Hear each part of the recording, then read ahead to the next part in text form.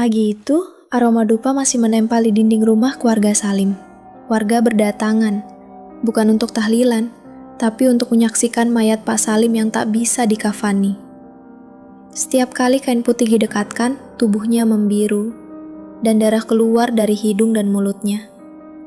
Suasana menjadi mencekam. Orang-orang mulai berbisik, beberapa bahkan mundur karena tak kuat menahan bau anyir yang tiba-tiba muncul dari tubuh jenazah. Di sudut ruangan, seorang wanita tua menangis histeris sambil menatap tubuh menantunya. Wajahnya penuh rasa bersalah dan ketakutan. Dialah Bu Rumiati, ibu dari Sari, istri Salim. Tak ada yang pernah menyangka kehidupan rumah tangga Salim dan Sari menyimpan aib besar. Dari luar, keluarga kecil itu tampak biasa saja.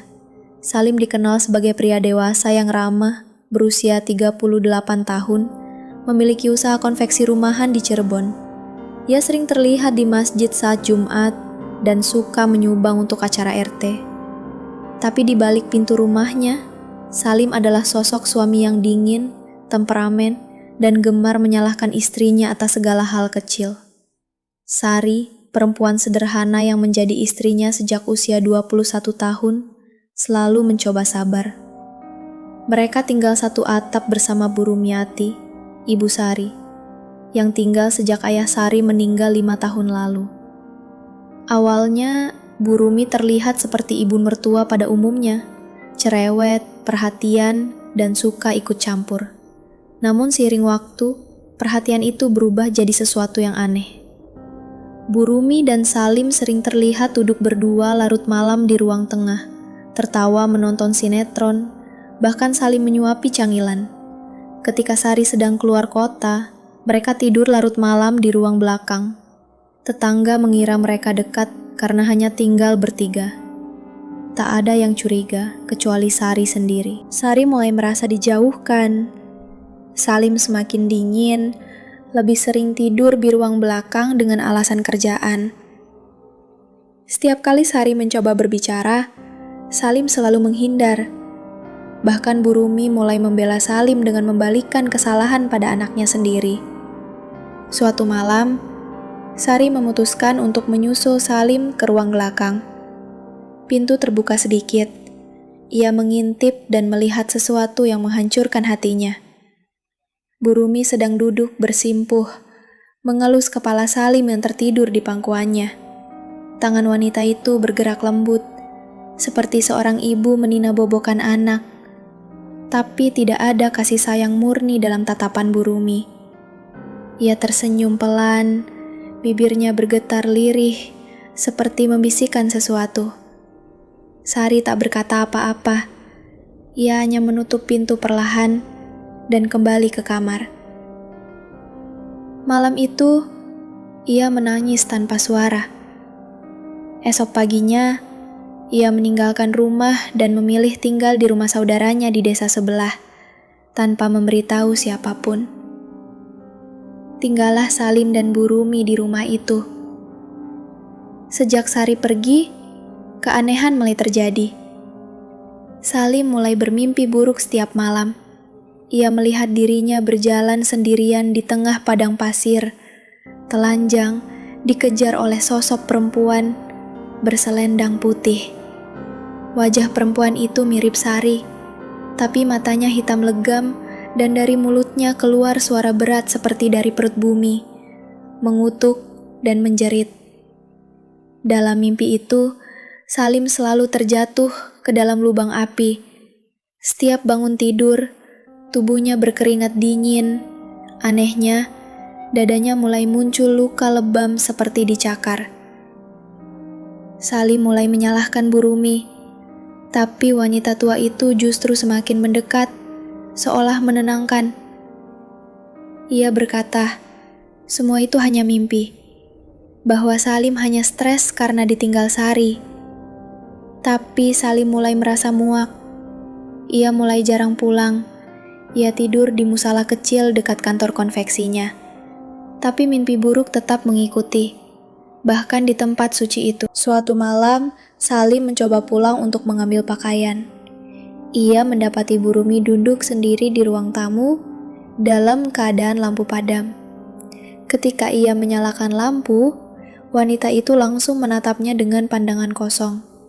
Mata Burumi merah, dan wajahnya tampak lebih tua dari biasanya.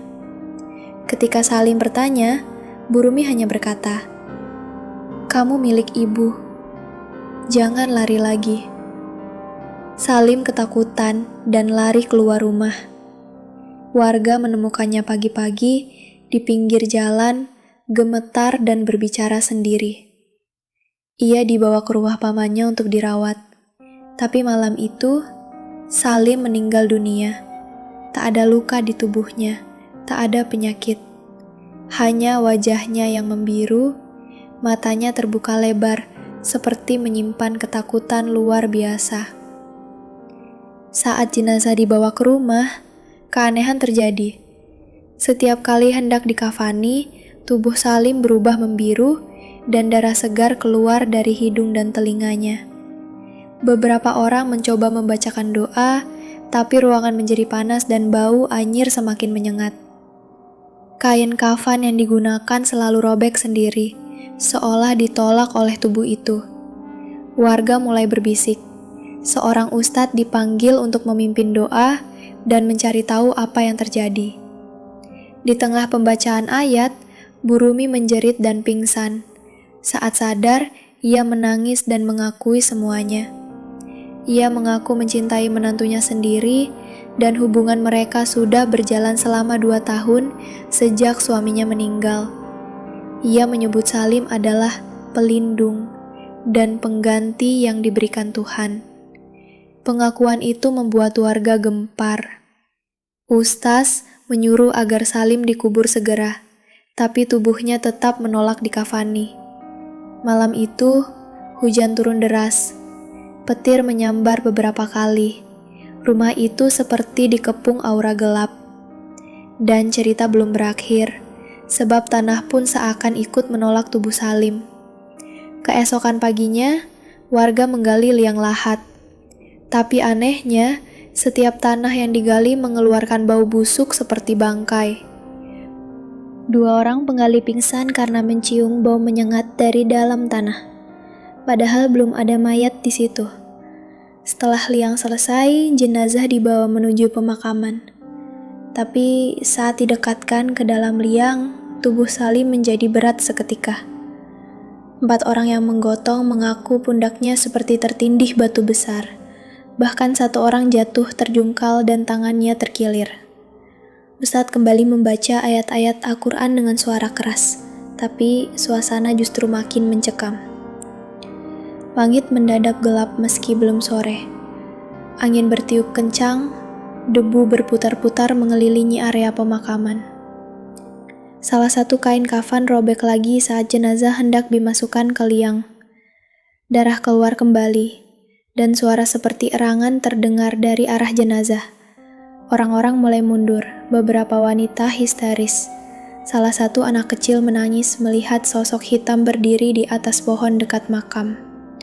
Ustadz kemudian meminta semua orang bersujud dan membaca istighfar. Hanya setelah itu, tanah mulai menerima jenazah. Tapi liang itu ditutup dalam keadaan tergesa-gesa, dan semua orang langsung bubar tanpa tahlilan. Tak ada satupun keluarga yang bersedia menandai makam. Bahkan Burumi tidak hadir. Sejak malam itu, warga mulai mengalami gangguan. Beberapa mendengar suara laki-laki menangis di kuburan. Rumah kosong milik Salim terdengar suara benda jatuh tiap malam. Beberapa orang melihat bayangan wanita tua duduk di depan pintu. Anak-anak takut lewat depan rumah itu, bahkan di siang hari.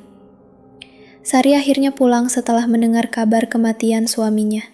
Tapi ia hanya berdiri di depan rumah, menangis pelan, lalu berbalik dan pergi. Ia tidak masuk, ia tidak ingin melihat apapun lagi dari rumah yang pernah ia tempati. Sebelum pergi, ia sempat berbisik kepada tetangganya, "Biarkan Allah yang membalas semua. Aku sudah cukup penanggung malu." Burumi. Ia hilang. Beberapa hari setelah pemakaman, ia menghilang tanpa jejak. Ada yang bilang, ia pergi ke pesantren untuk bertobat. Tapi ada juga yang bilang ia ditemukan gila berjalan tanpa alas kaki di tengah jalan raya, mengigau memanggil nama Salim. Dan sejak hari itu, rumah itu tetap kosong, tertutup, tak pernah disewakan. Sebab siapapun yang mencoba membersihkan rumah itu, pasti akan mengalami hal-hal aneh.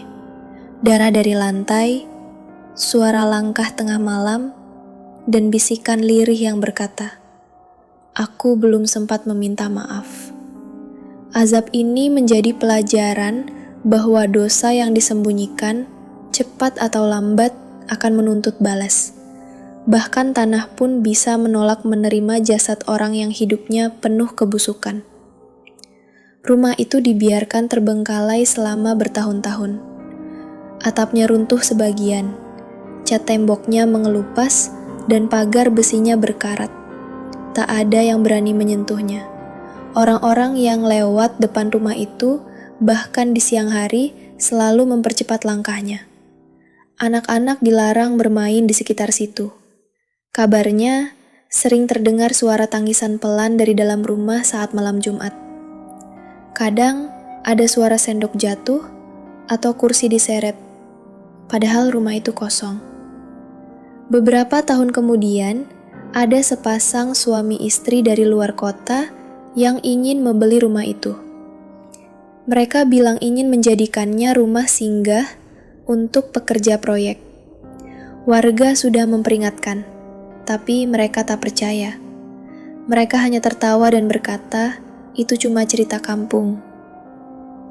Baru 3 malam menempati rumah itu, sang istri tiba-tiba kerasukan saat sedang memasak. Ia menjerit menyebut nama Salim berulang kali sambil memeluk dinding dapur. Suaminya memanggil ustaz. Ketika didoakan, tubuh wanita itu mengeluarkan bau busuk, dan dari mulutnya keluar suara tua. Dia masih milikku. Salim hanya untukku. Sejak kejadian itu, pasangan tersebut pergi tanpa jejak. Rumah itu kembali kosong, kali ini dengan rantai di pintunya. Tak ada yang berani membuka. Bahkan pemerintah desa pun tak ingin mencampuri. Kini, rumah itu hanya tinggal cerita. Orang-orang kampung menyebutnya rumah kutukan Salim. Dan kisahnya menjadi legenda kelam yang diceritakan turun-temurun. Tentang seorang pria yang mengkhianati istrinya dengan ibu mertuanya sendiri, lalu menerima balasan dari langit yang tak bisa ditolak manusia. Kisah ini bukan hanya cerita tentang dosa, tapi juga tentang bagaimana batas-batas hubungan dalam keluarga harus dijaga. Bahwa cinta yang salah tempat bisa menghancurkan tidak hanya kehidupan, tapi juga kematian. Semoga kisah ini jadi pelajaran, bahwa setiap dosa yang disembunyikan akan terbongkar pada waktunya. Tak ada rahasia yang abadi di dunia, dan tak semua tubuh bisa diterima oleh tanah. Sebab tanah pun tahu siapa yang pantas untuk diterima dan siapa yang ditolak.